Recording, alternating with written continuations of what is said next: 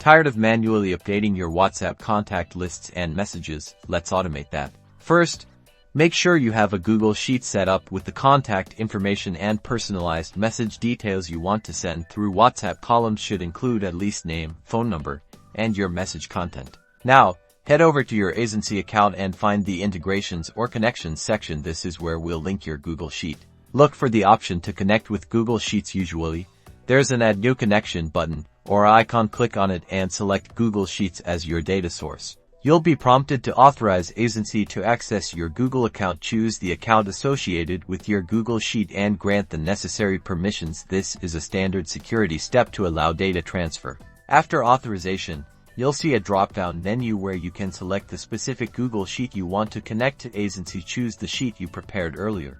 Now comes the crucial part, mapping the data. This is where you tell Aisensy which column in your Google Sheet corresponds to which field in Aisensy. For example, map the phone number column in your sheet to the phone number field in Aisensy, and so on for name and your message body.